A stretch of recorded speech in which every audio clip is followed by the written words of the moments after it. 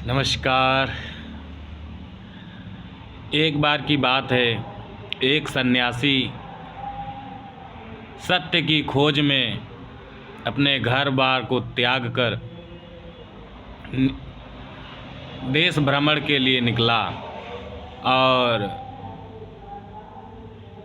उसी यात्रा में वह एक आश्रम में जाकर पनाह लिया। आश्रम में एक बूढ़े बाबा जी गुरुजी रहते थे और कुछ शिष्य भी उनके रहते थे। वह बूढ़े गुरुजी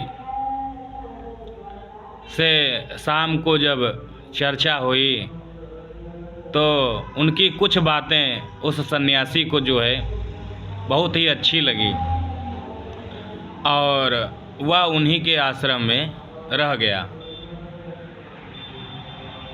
रोज़ प्रवचन होता था, कार्यक्रम होता था शाम को बाबा जी का, रोज़ वह सुनता था।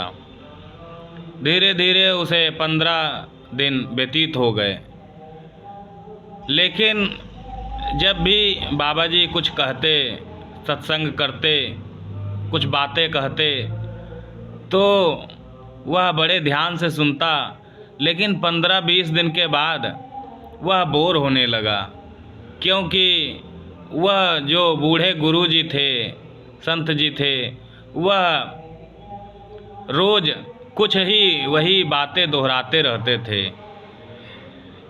इन सब बातों को रोज़ रोज़ सुनकर वह सन्यासी जो था वह बहुत ही बोर होने लगा। फिर एक दिन उसने सोचा कि यहाँ पर तो रोज़ रोज़ वही बातें सुनने को मिलती हैं, मेरे लायक यह आश्रम नहीं है और मैं कल चला जाऊँगा। लेकिन उसी रात एक घटना घटी जिसके बाद जो है वह सन्यासी कभी नहीं जा सका। घटना यह थी कि उसी रात एक नया सन्यासी और उसी आश्रम में आया था।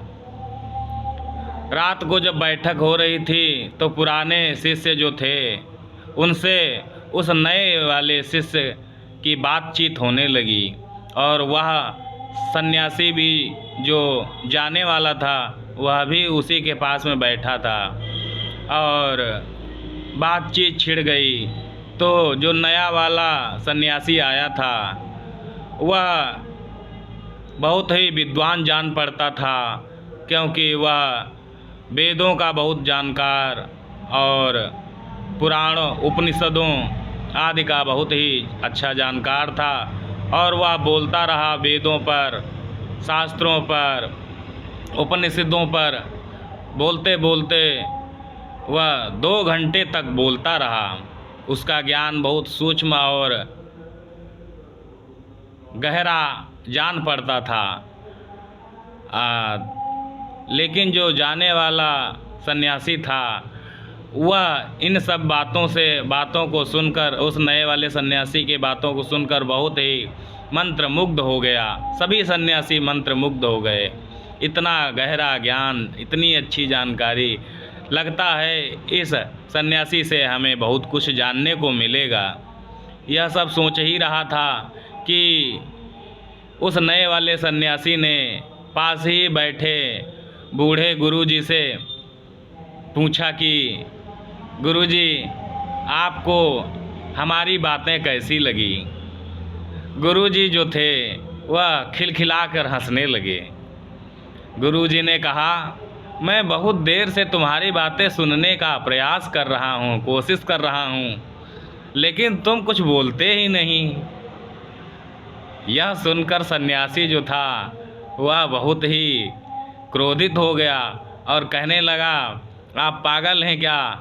मैं 2 घंटे से बोल रहा हूँ और आप कह रहे हैं कि तुम कुछ बोलते ही नहीं। बूढ़े गुरुजी जो थे उन्होंने कहा कि हाँ, मैं सही कह रहा हूँ कि तुम कुछ नहीं बोल रहे हो। तुम्हारे भीतर से वेद बोल रहे हैं, तुम्हारे भीतर से पुराण बोल रहे हैं, तुम्हारे भीतर से उपनिषद बोल रहे हैं, लेकिन तुम कुछ कहाँ बोलते हो। तुमने तो अभी तक एक शब्द नहीं कहा। तुम्हारा ये वेद सीखे हुए हैं, रटे हुए हैं, लेकिन जाना हुआ तुमने एक शब्द भी नहीं कहा।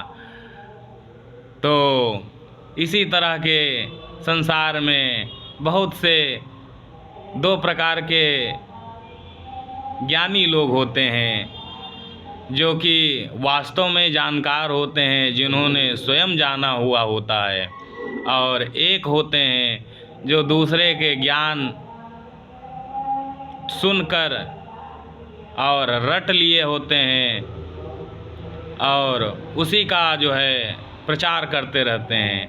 वास्तविक जानकारी तो वो है जो स्वयं रास्ते पर, सत्य के मार्ग पर चल कर आए, वह वास्तविक जानकारी होती है, ना कि रटी हुई या पढ़ी गई। जो ही जितना बड़ा विद्वान अपने को बनता है, पंडित बनता है, लेकिन वह सारा ज्ञान जो है झूठा ज्ञान है, क्योंकि वह दूसरों का अपना अनुभव है, वह स्वयं का अनुभव नहीं होता। इसी तरह जब तक हमें स्वयं सत्य का ज्ञान ना हो जाए, तब तक वह अपना ज्ञान नहीं होता, वह झूठा ज्ञान होता है। इसी तरह झूठा ज्ञानी बहुत सारे लोग हैं, झूठे ज्ञानी, जो कि दूसरे के ज्ञान को पढ़ लिए हैं, रट लिए हैं, और उन्हें लगता है कि वह ज्ञानी हो गए। यह वास्तविक ज्ञान नहीं है। जब तक उसके भावों से उसके चेहरा, उसके शब्द मैच नहीं करते या मिलन नहीं होता, वास्तव में वह ज्ञान अधूरा या झूठा ही लगता है। क्योंकि सत्य ही एक ऐसी वस्तु है जो कि स्वयं में शक्तिशाली है, स्वयं में उसका सौंदर्य है। क्योंकि सत्य जब आप जान लेते हैं तो उसकी ही गरिमा जो है वही सौंदर्य कहलाती है। और सत्य से बड़ी कोई शक्ति नहीं। जिसके अंदर जो सत्य को जाना नहीं, वही आसक्त है। आसक्त का मतलब उसके पास शक्ति नहीं है। तो यह कहानी बहुत ही सुंदर थी। तब इन सब बातों को सुनकर वह जो सन्यासी था, उसकी समझ में आ गया कि जो भी वेदों, पुराणों और उपनिषदों का झूठा ज्ञान अपने मन में भर लेते हैं, वह झूठे ज्ञान में ही फंसे रहते हैं और उनको लगता है वो ज्ञानी हो गए। वास्तविक ज्ञान तो सत्य के मार्ग पे चलकर जो हमें अनुभव प्राप्त होता है, वह होता है जो कि स्वयं का अनुभव और स्वयं की ज्ञान होता है। भले ही वह बूढ़े गुरुजी 2-4 बातें ही जानते थे, लेकिन वही बातें जो थी वह स्वयं की ही जानी हुई थी। वह स्वयं की जानी हुई कुछ बातें ही सत्य और पूरे जीवन को परिवर्तित करने वाली होती हैं तथा सत्य को मिलाने वाली थी। और जो स्वयं को नहीं जानता, वह सारे वेद पढ़ ले, सारे ग्रंथ चाट ले, उससे कोई लाभ हासिल होने वाला नहीं। क्योंकि उसके जीवन में अगर कोई परिवर्तन नहीं हुआ तो फिर उसे सत्य की प्राप्ति नहीं हुई, तो फिर उस ज्ञान को लादे हुए या जाने हुए होने पर भी उसका कोई लाभ नहीं। क्योंकि उसके अंदर शांति नहीं, उसके अंदर प्रेम नहीं, उसके अंदर दया नहीं, करुणा नहीं, उसके अंदर वह भगवत व्यवहार नहीं, तो फिर उस झूठे ज्ञान को खोपड़ी में भरने से कोई लाभ नहीं होता। तो यह कहानी बहुत ही सुंदर थी और इससे हमें बहुत कुछ जानने, सीखने, समझने को मिलता है। धन्यवाद।